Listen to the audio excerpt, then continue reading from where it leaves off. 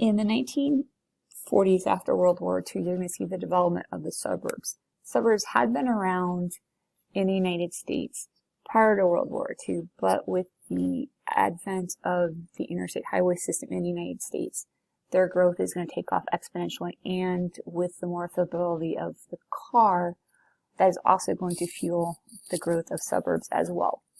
Urbanization is the growth of cities. Counter-urbanization is the increase in rural population that results of people leaving the city for suburbs and areas beyond the suburbs. So why would people leave the city? Most people were looking for their own piece of real estate, that they could have a house, maintain their yard, a little bit more space as well.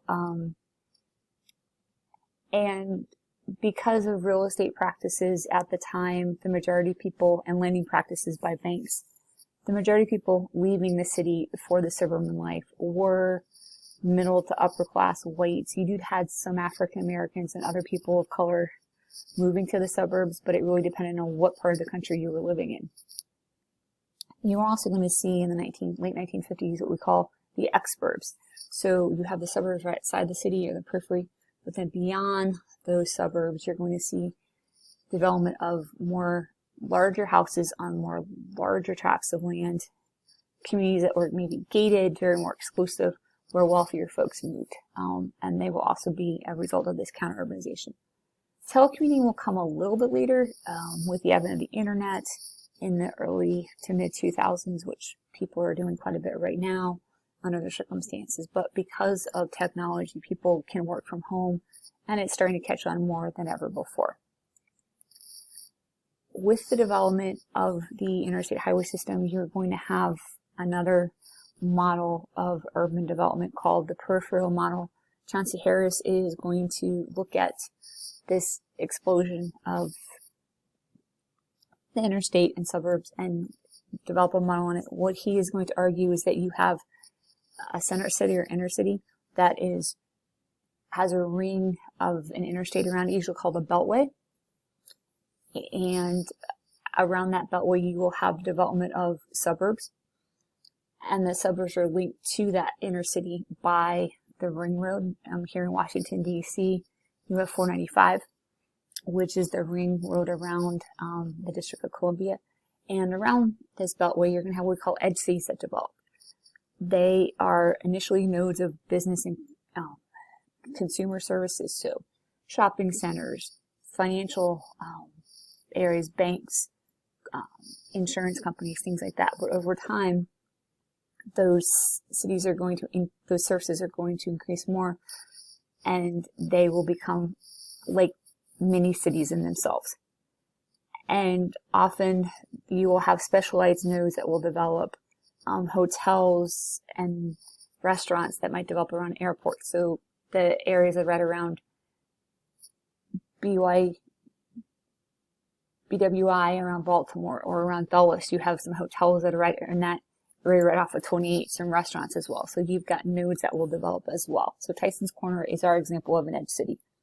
It developed in the 1970s with the advent of the mall, and then in the 80s you have all the corporate offices that will develop around there. So a lot of companies will have their headquarters in Tyson's Corner, and now it is being redeveloped or redivisioned as a walkable city with the several metro stops there, and a lot of the retail space is looking at being redone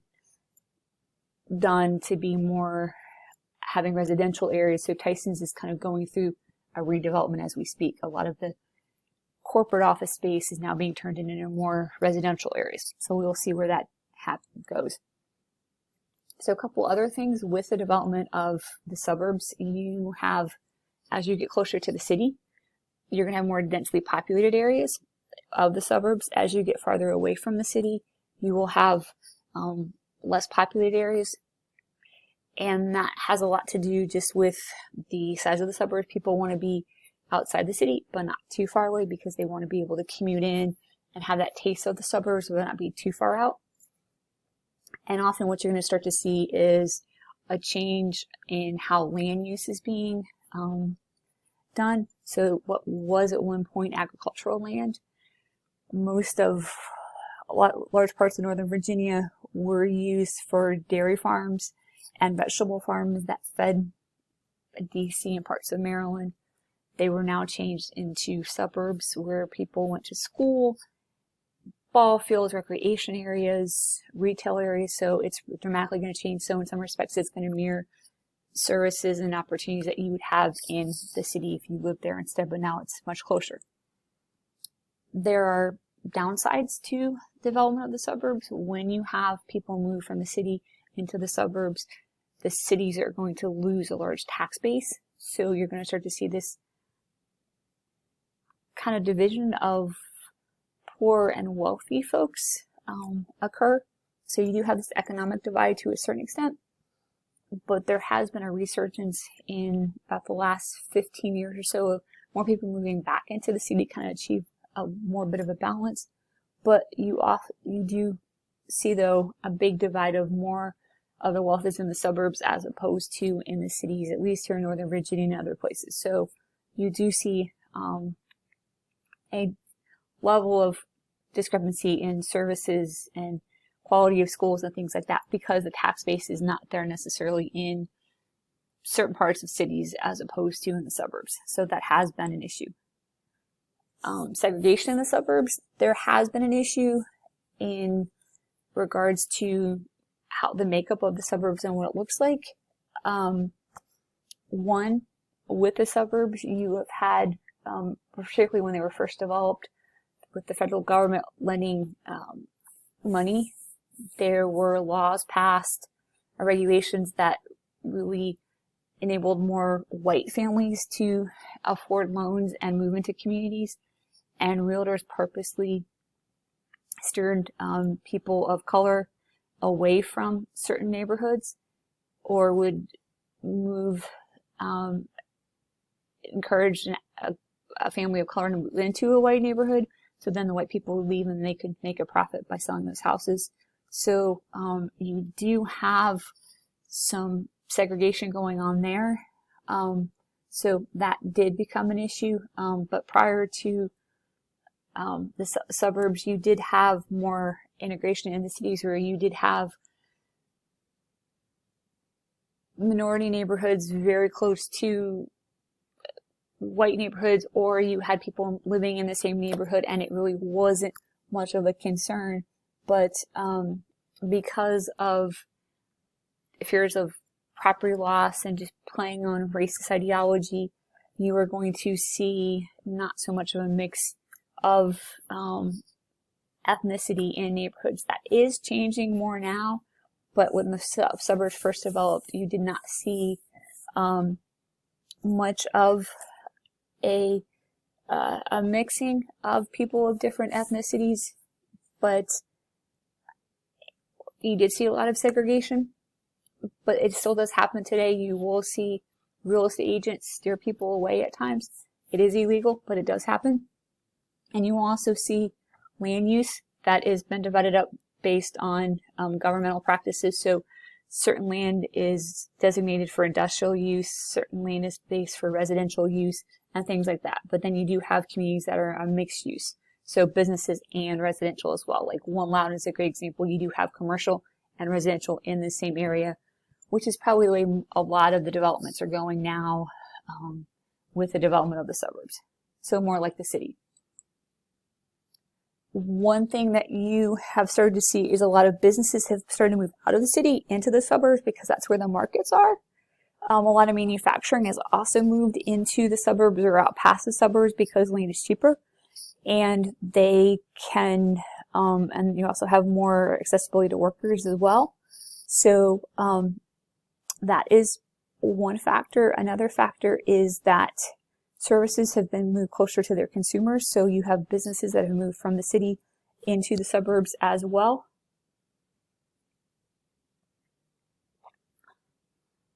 Often you are going to see a lot of consumer services that had been in the central business district have moved out to the suburbs, again, to be closer to their customers. So stores, insurance companies, different things like that. So malls have become a center, but that's also starting in the 1950s. Malls were growing by leaps and bounds. Now with the advent of online shopping, malls are starting to shift. You have malls that are more centralized, so the local mall might go away, but then you might have more regional malls that people might be willing to drive to. So it'll be interesting to see what happens with the advent of the mall in the next 10 or 15 years. You're also starting to see, again, more factories and offices being more suburbanized. So companies are moving their headquarters out to the suburbs as opposed to being in the city. Like Raytheon is out here in the suburbs. You have, it was Orbital, and I'm forgetting what they changed their name to. Orbital was bought out, but they also have their headquarters out here in Lounge. So you do have major companies moving their headquarters out from the inner city or in the major cities to the suburbs to be closer to their workers. Again, one of the things that fueled the development of the suburbs was public transportation and the highway. Prior to the development of the suburbs, most people did most of their shopping within walking distance of where they lived or where they worked. When you have the advent of public transportation, the subway, or buses, that allowed people to live a little further away from where they worked or where they shopped. So that did help because it made transportation a little more accessible.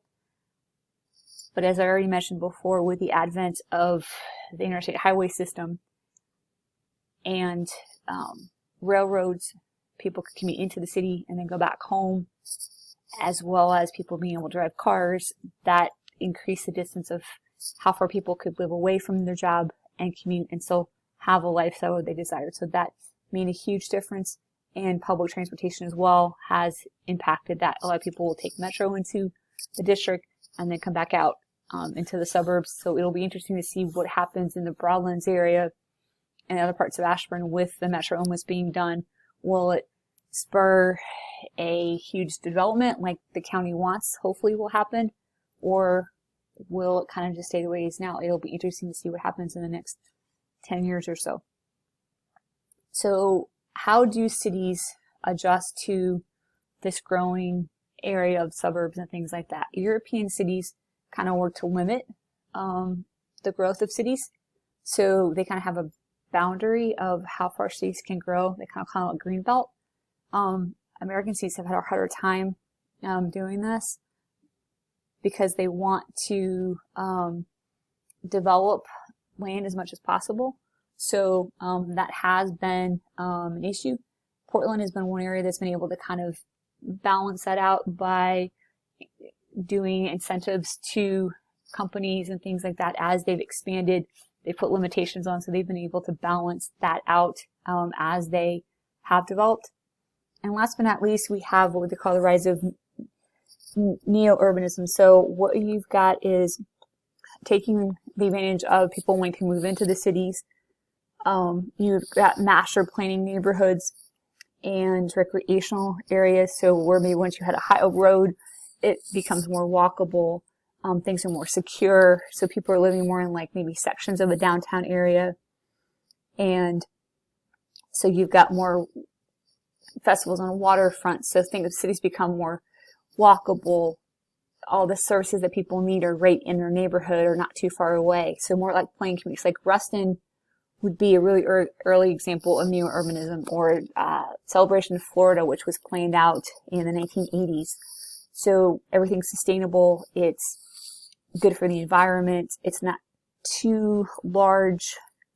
And that is a trend that we're seeing more and more as cities try and revive and renew themselves. Detroit's working on this as well, as they are trying to rebound and rebuild since the 1970s and 1980s with but more like the 1980s with how they went bankrupt and started to decline. They're trying to embrace this new urbanism as well.